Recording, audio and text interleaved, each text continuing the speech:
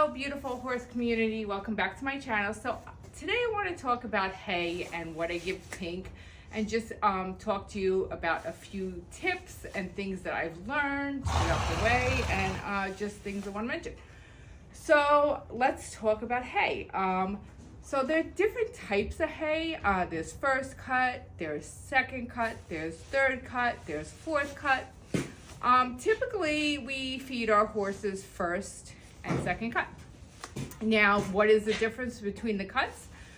Obviously, you know, it's when they're cutting the hay, and they cut the hay when it's at its maturity. So first cut usually has a lot more fiber in it and a lot less protein. It's a little stiffer. It depends. Some horses like it, some horses don't, you know, and it really depends on the owner as well. And there is second cut. Now, second cut is what Tink gets because he has insulin resistance, and second cut being more higher in protein and less in calories and fiber and starches. So he gets second cut hay. Now, hay cannot be created equally. When they harvest hay, it has all the vitamins, minerals, and nutrients the horse needs. But depending on how long it sits on a shelf, really depends on how long those vitamins and nutrients are present in the hay. So in order to find out which vitamins and minerals it has, like for instance A, vitamin E, which is very important for horses, we would have to send it to a lab and do an analysis. Now, if you're going to do that, you're just going to take a random bale. You're gonna go into the center of the bale, and usually they have these gadgets you can buy that can go into the middle of the hay bale and fetch you a bunch of hay. You put it in a bag, you mix it up, you send it to the lab, and you get your analysis. But I'm not doing that today. That's for another video, another time, and someone else to do that.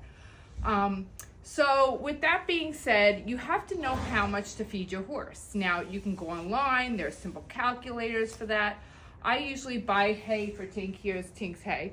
Like I told you before, I buy second cut hay. And I buy usually 24 bales every 2 months because the hay guy is not going to come here for just like 12 bales, which I get. So I just buy 24 bales a month. He doesn't necessarily eat 24 bales. I would say he'll be around the 20 mark, but I always get those 4 bales extra just in case, because on cold days I like to feed him a little bit more so he has something more to chomp on. So when you get your hay, you're going to want to store it in a nice, dry, cool place. Also ventilation. And the reason why I say it needs ventilation is because, you know, when you have your tack room and you have the door shut, and sometimes you'll look at your leather and you have green mold growing, well, same thing can happen with hay. So we want to make sure that it's in a dry area, you know, it's being ventilated somehow, because you don't want mold to grow, because obviously mold is not good. So when it comes to hay, my hay comes, I like to smell it. I really like to get my nose deep in there and really give it a good sniff. I want my hay to smell like summer, spring. I want it to have that good aroma. Now, I'm not saying hay is bad if your hay does not smell good, but this is typically what I like to see with my hay. Also, the color. I want to look at it, you know, is it green? Is it lustrous? Some hay can be yellow, and that would because it's dyed out in the sun. You know, it's been sitting out in the sun. The sun has bleached it out. So color is not always, you know, 100% on point, but for me, I like to have green hay. You don't want to have brown hay. You don't want to have musty hay. You don't want to have hay that smells bad. That's a total no-no. Another thing is, so here's my hay. I get my hay. The first thing I do is I have these cotton gloves, and I would take any bale that there is, because if hay's coming for you, I don't care what bale it is. It's got to smell good. It's got to have that nice aroma. It's got to feel good. And it's also got to be free of parasites and pathogens. Like, actually, I'm sorry, wrong choice of words. I mean like free of pesticides. You know, you don't want your hay to have pesticides on it when it's grown. But I take a bale. I'll take a bale right here, and I'll sit here and take my gloves, and I'm going to rub my hands all through the hay. And I'm going to see what comes off. Now, I go like this, I shake everything off, there's nothing left. Now, if you're gonna look at your gloves and you're gonna see little spores in it or little types of little pieces that are stuck on the gloves that are not coming off, that means that's getting stuck in your horse's mouth. And how uncomfortable is that for your horse? And they're chewing and they're chomping. And you gotta remember, when a horse chews, it's like a washing machine, goes round and round and round and round, and they're making that big ball to go all the way down their esophagus, okay? So they're chewing, it's like a washing machine going round, round, round. And you really don't wanna have these little spores get caught in their teeth.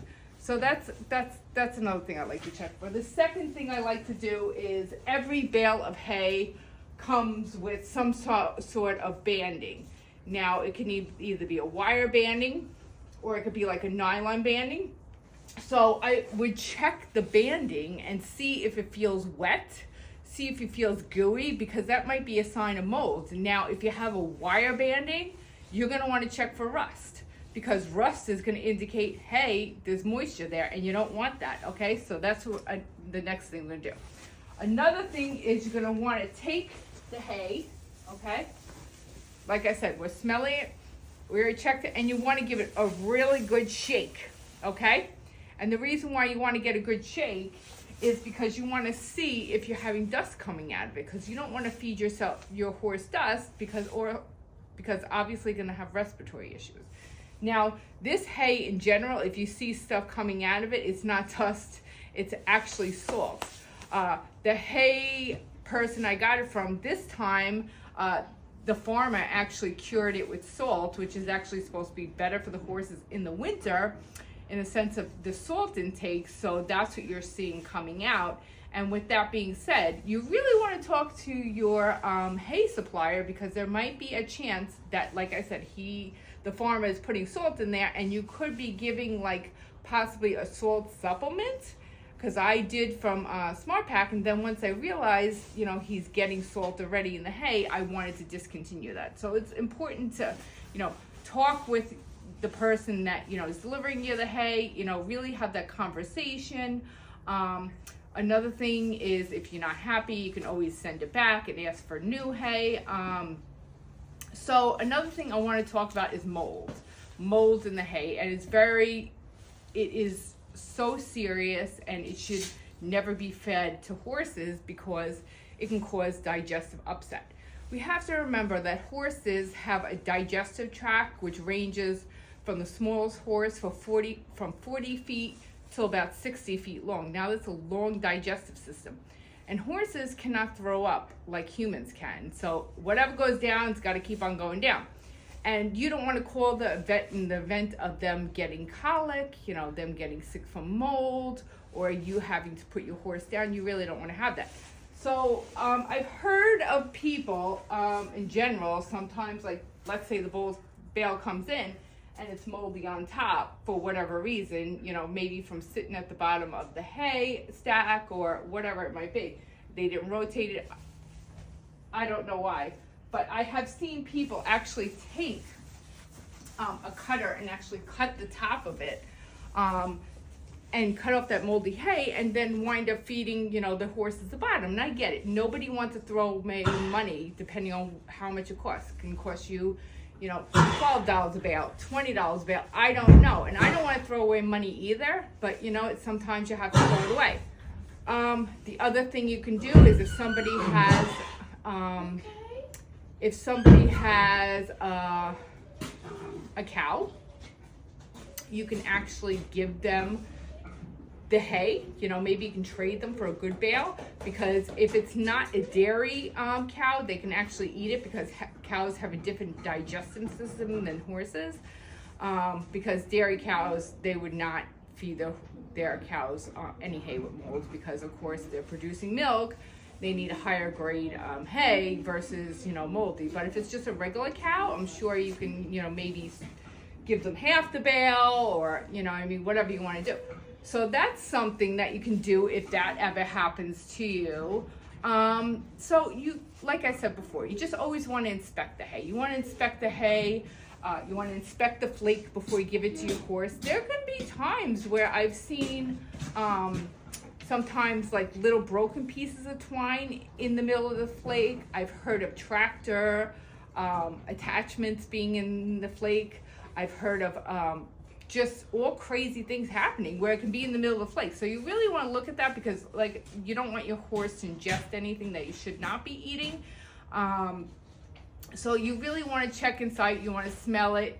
You want to make sure that it's good hay. You know what I mean? Also, you can do like I said, feel it. You know, make sure the inside flake feels just as good, you know, as the other flakes. Just put your hand in there, open the flake up, check the color in the middle of the flake. Does it smell good as it does on the outside? You know, is it nice and green and lustrous on the inside as it is on the outside? So that's where we're at. As you can see, we're having they're jumping around in the background. I guess they get a little crazy. It's probably feeding time for some of them. So hay is just, it's the only thing that we can give our horses. Obviously, you know, there are man-made products that you can buy at the Tractor Supply, which I've saw.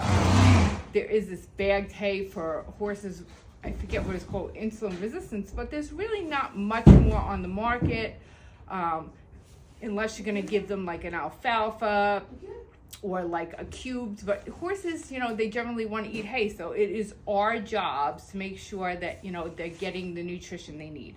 But thank you for watching. I hope this really helps, because, you know, sometimes when I was going through my hay journey, you know, I learned a lot by just reading and following up and so forth. But thank you. Bye, guys.